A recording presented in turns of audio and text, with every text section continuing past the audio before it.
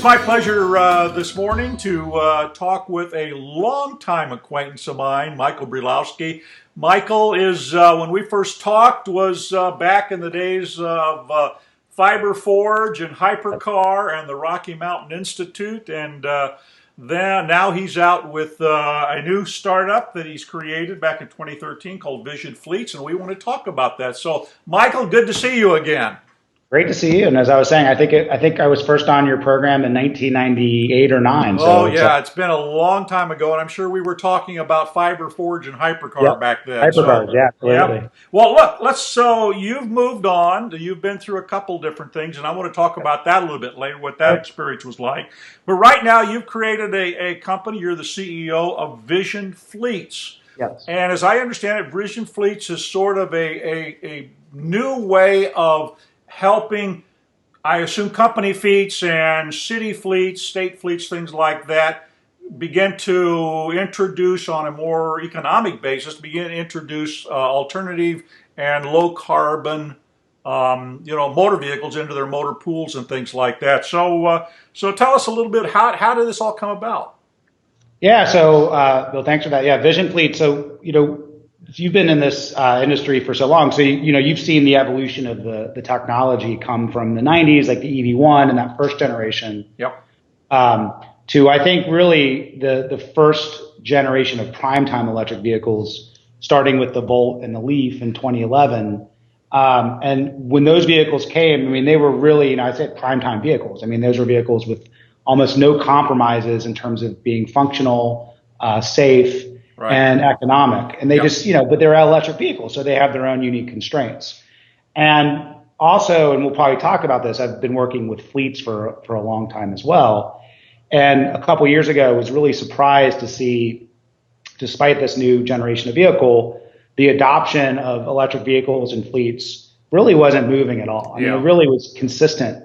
And in fact, even last year, less than 4 out of every 1,000 new vehicles purchased by fleets were plug-in of any kind. Yeah. And that's less than 1%. And it's even lagging consumers. And so when you think about fleets, it doesn't really make logical sense because fleets have predictable routes. They've got centralized parking. They very much focus on lifetime costs. So you would think there's a great environment to adopt them. And so part of what I did before at Bright Automotive, and then after that, talked to hundreds of fleet managers and found a lot of themes which helped us understand why the adoption is so low. I mean, the number one is a lot of these vehicles still depend on tax credits. Those are very difficult to achieve and get. The economic savings on some of these vehicles don't really materialize, so they've been burned before. Yeah. There's a lot of complexity because you got to not just now buy a vehicle and procure it, you got to do infrastructure, you got to train drivers, you got to train mechanics. So all of these things sort of compounded to then understand why the adoption so low. And then you just have gasoline, which is the incumbent, it's familiar. And of course, gas prices started to decline last year, which even hurt it worse. So what we looked at is, well, is this a similar problem that other industries have faced? And we didn't have to look far until you look at the solar industry. And back about 10 years ago, that's when you started to see solar, the dollars per installed watt start to really go down to the point where it started to get competitive with, gas or coal and so forth. But adoption didn't really take off until this innovation of third-party finance called power purchase, like Solar City, Sunrun, Sun came in the market. And you can see as soon as the third-party financing structures came in, growth has gone up about threefold. Right. So we sort of said, hey, can we do that model in electric vehicles? And that's what we did. So Vision Fleet effectively is like, think of it like Solar City for electric vehicles. So we come in and we manage the EVs the same way Solar City would manage the photovoltaic panel. Okay. They don't sell the panels, they sell the output, the electricity. Right. We don't come in and sell EVs. We're not a dealer. We're not a leasing company. We actually provide the service of electric mobility. And our whole model is, how can we deliver that electric mobility cheaper than it costs for gasoline mobility? And so you use a metric similar to electricity uses kilowatt hour, price per kilowatt hour. We just do dollar per mile. And when you actually do the metrics electricity and EVs can compete in a lot of use cases on dollar per mile, and that's what our focus is. So, okay. long story short, and we'll get into it, Indianapolis really was the kickoff project, Right. because Mayor Greg Ballard, I think in a very visionary stroke on himself, back in 2012 said, I want to be the first fleet to transition off of oil. And when he heard about this model we were developing, and again, this has been in development partially with Bright Automotive for about 7 years, got very excited about it, and that's what led into Vision Fleet, the Indianapolis project. And now it is the largest municipal fleet of electric vehicles in the world, actually now. It's a 217 vehicles in Indianapolis that the project's now on its 16th month. Okay. So, Now, these vehicles are what types of vehicles? I mean, is there a breakup, a percentage that are all electric as opposed to that are ethanol as opposed to Volt-like vehicles? yeah, so Indy's so it's doing some projects on its medium and heavy truck, but it's starting in the sedan fleet. It wanted to be all plug-in. The goal there's going to be about 425 plug-ins, of which there's going to be a mix of all electric battery and plug-in hybrid. Right now, of the first 200 or so, the vast majority are plug-in hybrid. So, and actually of those, the vast majority are Chevy Volts. And the reason Chevy Volts were chosen, because I think it provides the best balance of the electric range you get. And and your viewers and readers know all about the Volt. That it provides the best use case for as many electric miles as possible with out the constraints of a full battery vehicle, particularly the Leaf. And in Indiana, the only vehicles we can offer are the 50 state electric vehicles. So it's really just the Leaf, the Bolt, and the Ford Fusion Energy, Ford C-Max Energy. Okay. And so the city actually they can choose. We're neutral. They choose the vehicles, they put them in the use cases, and the Volt has been the vast majority of what they've put in. Right. Now, of course, this obviously involves, financing. I mean, the typical thing is the fleet manager would go out, put a request out generally to the local, dealerships. The dealerships would come back with a bid on, 20 vehicles of, whatever, Impalas or whatever they were going to be soliciting.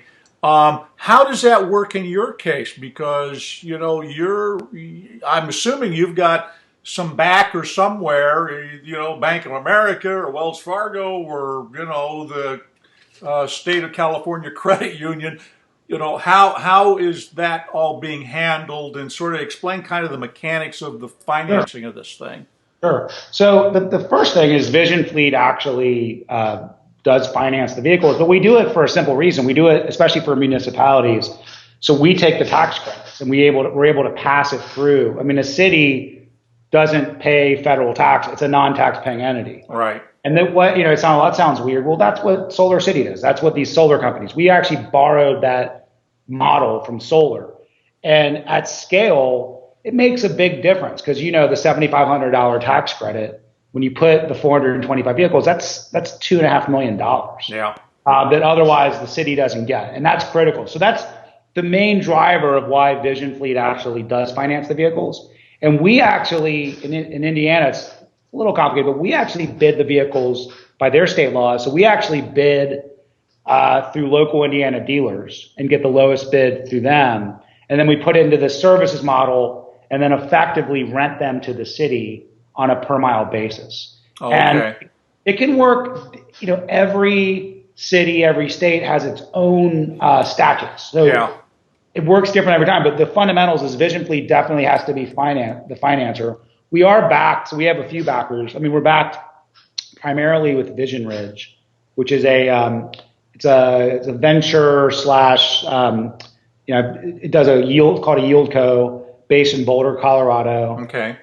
They have a significant number of other investments in electric transportation. So Scoot Networks, Proterra, and Vision Fleet's another one. We also, as you say, we work with banks to senior finance the vehicles, and then we work to take the tax credits with the overall mission to, on a per mile basis, be cheaper than gasoline. And so another point you're making, which is really good, is well then how do you bid in a situation where you're putting a new business model where predominantly fleets, they bid out purchasing. I mean, so there's, this is an interesting fact. There are 1.3 million sedans in municipal fleets. I mean, it's a lot. Yeah. Of those, today, only 5,000 are leased at any type of lease. So the dominant paradigm is I bid out vehicles. Buy it. Yeah. Well, hey, guess what? Electric vehicles, never the lowest price vehicle. Yeah. And that's why, again, there's almost no adoption. One reason there's almost no adoption of electric vehicles. So in this process with Indianapolis, because we were first, they said, look, you guys are a special services provider. As long as you bid through the local dealers, we can provide a service if you beat the cost of our current fleet, which we're doing. Yeah. Other cities, and actually the first two that have actually come out, it's not even the city. So the state of New York, and of all institutions, the U.S. Navy are the first ones to now come out with RFIs that are allowing them to bid on a model like Vision Fleet on a per mile basis. Oh, okay. We worked really hard to get those started. And we ultimately see, I mean, if electric vehicles are ever going to compete, if they're ever going to be more than, 2 or 3 per thousand vehicles, they need to be able to compete on a life cycle basis. They have to compete on the energy savings down the road. They can never, making them compete at the lowest cost up front just doesn't make sense. So we're very excited where the future's headed is bidding through a per mile or per whatever over the life of the vehicle contract. So that's what I'm actually most excited about. Okay. So, go ahead. Yeah. So where do you guys make your money then? Is it on the sort of the arbitrage, the spread between what they would pay for their old system in terms of cents per mile, as opposed to this approach? Even though the vehicles are more expensive, over the lifetime of the vehicle, there is that cost differential, as well as the energy going in would tend to be a little cheaper. Being electric as opposed to the gasoline. Is that sort of what's happening? Yeah, exactly. I mean, it's all theory because we don't make money now. I have a history of nonprofits, of real nonprofits and for-profits that don't make profit. Right. Yes, but in theory, that's exactly right. So you make money on the operational savings, and the idea is, as you said, I mean, I call it carbitrage. Right, carbitrage, yeah. Between, the fuel, basically mostly the fuel and maintenance costs of a gasoline vehicle, particularly in cities. So in Indianapolis, the average age of a vehicle we're taking out is over 9 years old. They're getting, this is what's really crazy, because most people are like, well, gasoline vehicles are getting so efficient. Well, the average, we have telematics on each car. So we measure the precise fuel consumption of our cars, but also the existing cars. They were getting about 16.2 miles per gallon. Wow. And it's because they're old, but they're also in cities, right, with the stop and go and everything else. So the Volt, when they're there, we're getting in real world about 30 to 31 miles of electric range, and they're getting about 31 miles per gallon. Yeah, so they're getting about 30 miles of just no gasoline and then doubled efficiency, and that's driving most of the fuel savings. The maintenance costs are significantly lower, and then Vision Fleet's model is. We call it shared savings. So we take whatever their baseline cost is, they keep half and we get half. Again, the challenge is it's going to take about 7 years to get the full returns, and we'll get into it. Currently, I mean, Vision, we've put in almost $10 million now into this project because of the upfront cost of the infrastructure and the cars. Yeah. And the city is just I mean, the low upfront cost of this model is a big benefit, but right now, I mean, they've paid us about less than $2 million. So Vision Fleet's about $8 million in the hole to hopefully see this project to fruition. Right. But it's one city. Ultimately, we want to see this model, whether it's Vision Fleet or others, really expand, because I genuinely think this is the way electric vehicles start to work in fleets. Yeah. You said it's all about fuel savings.